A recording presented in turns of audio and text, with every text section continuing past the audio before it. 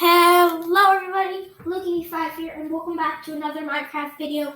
And in this video, I'm going to teach you how to build medieval city streets that will fit great into your city, just like this one. I'll teach you some tips, tricks, and build palettes. So first, you got to be building medieval. This won't work in a modern city. I'll probably make other videos on that. But if you're not making a medieval city, this probably won't work for you. First, decide on your first house. Decide on your block palette. Sorry about that. And make sure all of your builds have nice features. Like this, it has lots of leaves. Or it has these flowers. Or it has tons of lanterns on here. Or like that. You want to have a special feature. So if it's colorful, if it's really big, and then, or like on this one, you have this underpass with an overhang. It's really nice, and that's why this looks like a good build, because it has lots of nice features. So first you want to pick your features, then you're going to want to pick your block palette. For this one, I picked dark oak wood, stone bricks, bone blocks, dark oak leaves, bricks for the roof, bricks and dark oak for the roof. So this is my block palette. So and then also I use spruce. So that's my palette. So then you want to start on your first floor, but then once you finish all your first floor, make sure you do all this stuff. Like you don't want to make it a big box and then have an overhang. You want like more support, like this. How you have these pieces of wood on the corners instead of just more stone bricks. Then on medieval cities, in medieval builds, you typically want to add an overhang, like this.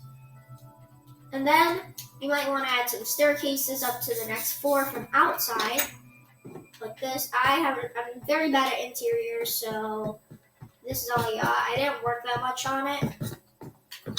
So then you want to add some flowers, and you want to build up your second floor. Make sure you add lots of windows, and then cut off your second floor on maybe a part of your build, like here. I cut it off. And then you want to add features to that roof, like a dormer, a chimney, and then you want to add things to the windows, like hanging flower boxes and dark oak fences or shutters using trapdoors. And then make sure, if you want this to be a very crowded city, as I want it to be here, make sure you don't have buildings on some of the sides. Like, do you really need a window that you can see nothing from? So that's something you should think about. Make sure it goes in multiple ways. So like maybe if I had a street off here, a street off there, I can maybe make a fork here. Like think of ideas on that. You always want to do that. And then you want to top it off with the roof on let's say you want to go up to the third floor, you do third floor. But make sure your builds are not square. That's how builds will look good.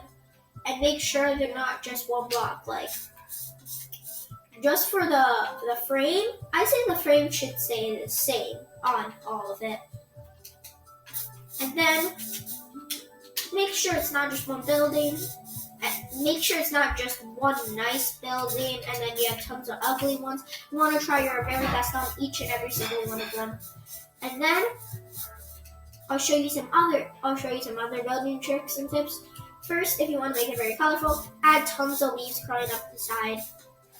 And then also, as you see I did on all of these builds, I added a chimney using campfires. You can use cobwebs or stained glass, but I personally use campfires because it looks nice and it actually looks like smoke. more like smoke than the other ones, and it's easier to do. Except that it's not like the wind is blowing it, so it can't go in different directions, which is why you might want to use cobwebs.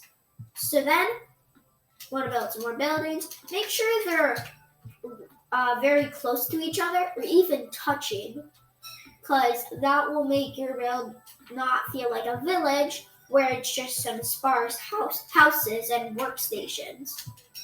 So then you wanna think about what is going to be inside of your build. Even though I haven't done the interiors on most of them, what is going to be on the inside of your build? So if this is going to be a house, like a really big house, you don't want it to not have windows. But if you're making a blacksmith or like a toolsmith place, you might, on the first floor, you might not want to have many windows because they might be working there and like all the smoke and stuff with a workstation.